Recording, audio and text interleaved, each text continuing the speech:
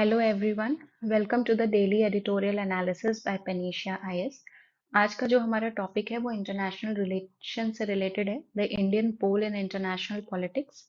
ये टॉपिक ये आपके जीएस पेपर 2 के इन सब टॉपिक्स को कवर करता है। Effect of policies and politics of developed and developing countries on India's interest, important international institutions, agency and फोरा, there structure and mandate.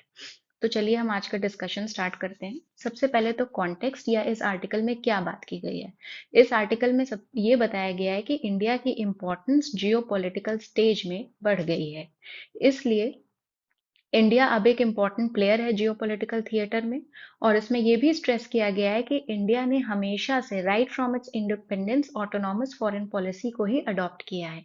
Autonomous foreign policy क्या है, थोड़ा सा समझते हैं। फॉरेन पॉलिसी का मतलब होता है कि हमारे रिलेशंस और कंट्री के साथ कैसे होंगे। इसका मतलब ये है कि एक कंट्री का रिलेशन बाकी सारी कंट्रीज के साथ क्या होगा, ये गाइडेंस हमको फॉरेन पॉलिसी से मिलती है। इसको विदेश नीति भी कहा जाता है। इसको ministry of external affairs design करती है। और इसमें बेसिकली यही गाइड किया जाता है कि how are relations will be, are interactions will be with the other countries of the world. Autonomous word अगर हमने अटैच कर दिया है इसके आगे, तो इसका मतलब ये होता है कि हमारी जो फॉरेन पॉलिसी है वो किसी और कंट्री पे डिपेंड नहीं करती। ना ही ये गाइड होती है किसी कंट्री लाइक रशिया से, ना ही यूएस से, ना ही चाइना से। हम अपनी फॉरेन पॉलिसी को इंडिपेंडेंटली परस्यू करते हैं और अपने कोर नेशनल इंटरेस्ट को प्रिजर्व करने की कोशिश करते हैं अपनी फॉरेन पॉलिसी के थ्रू। तो हमारा कोर नेशनल इंटरेस्ट क्या है?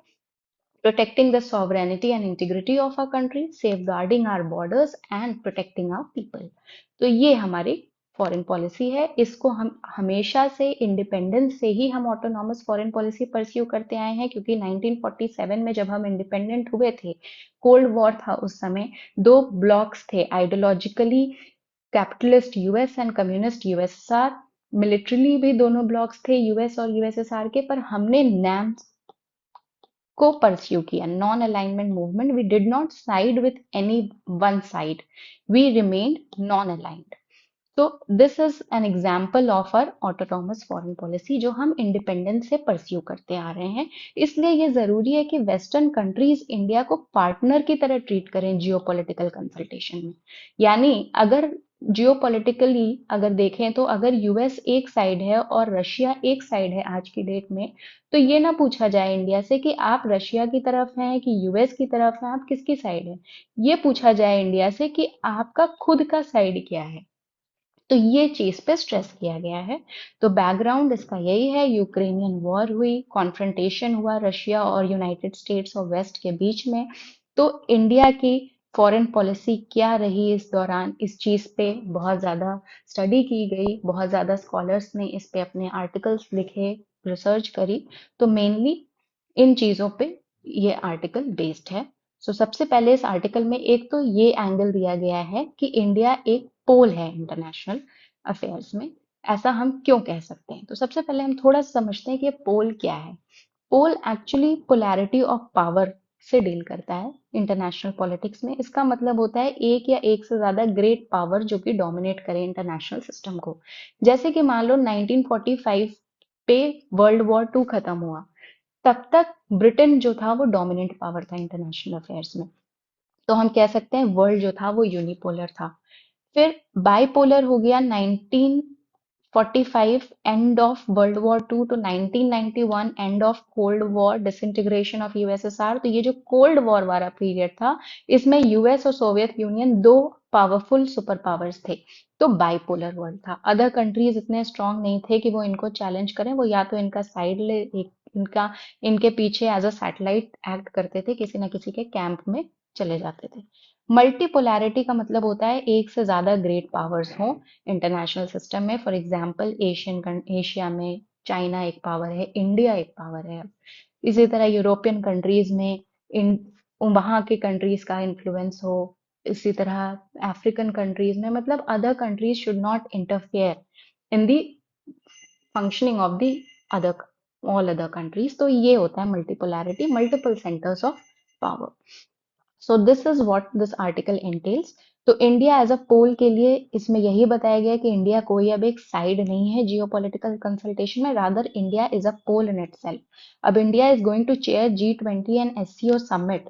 सो these are two very significant geopolitical institutions. So India should not be taken as a camp follower. Rather, it should be taken as a side in itself. So this is what has been dealt with in this article. तो ये एक slide है जो कि हम SCO से related है, ये थोड़ा आपको हेल्प करेगी प्रीलिम्स रिलेटेड इंफॉर्मेशन में। इसको फाउंड किया गया 2001 में। इसमें इंपॉर्टेंट पॉइंट यही है कि मेनली सेंट्रल एशियन कंट्रीज हैं, इसके अलावा चाइना, इंडिया, पाकिस्तान, रशिया है, लेकिन सेंट्रल एशियन कंट्रीज 5 जो होती हैं उसमें पांचों नहीं है।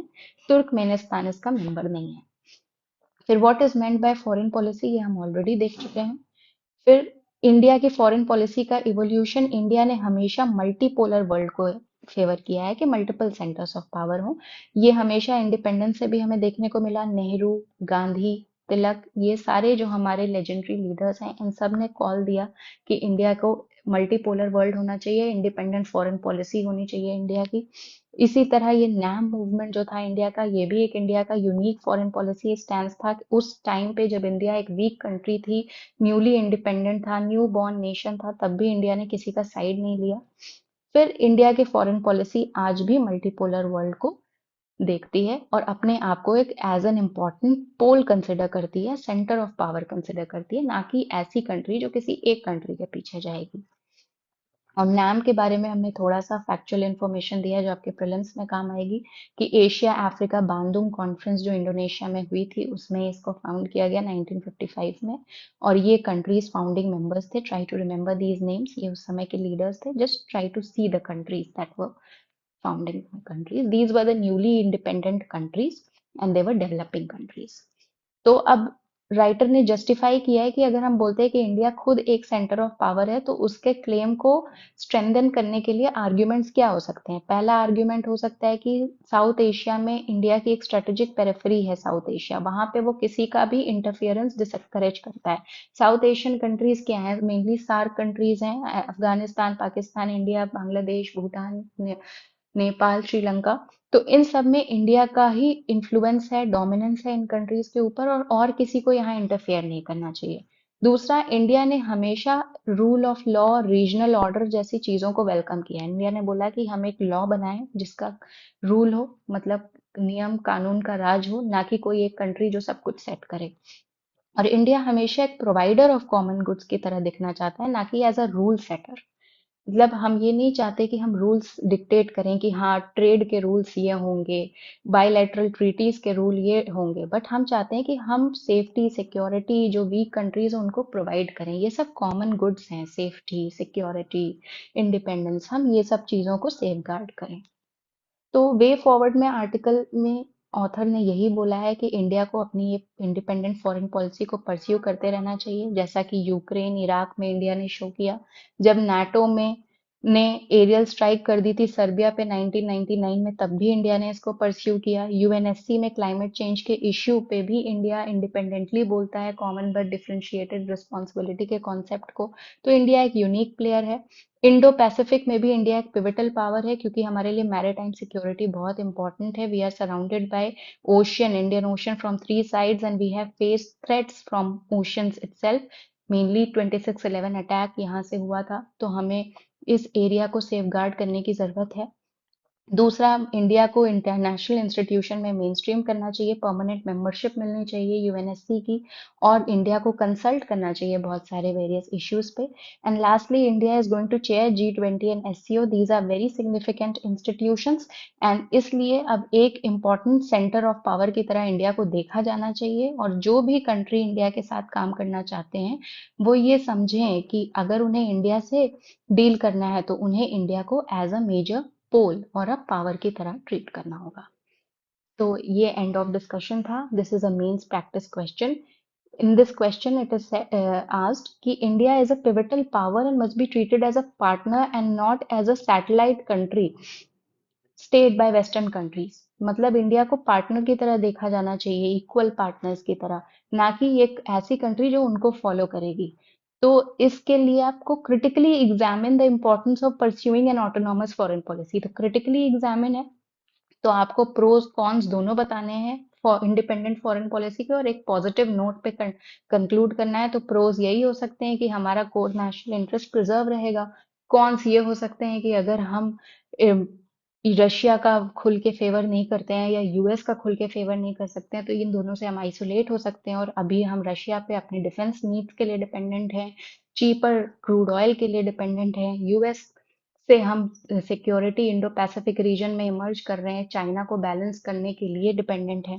तो ये सारे पॉइंट्स आप इसमें रख सकते हो। This is a prelims practice question जिसका आंसर आपको नेक्स्ट डे के एडिटोरियल में प्रोवाइड किया जाता है। You can try, this is a simple question. So with this, we come to an end of our discussion for today. Hope you like it. So stay tuned for the next one and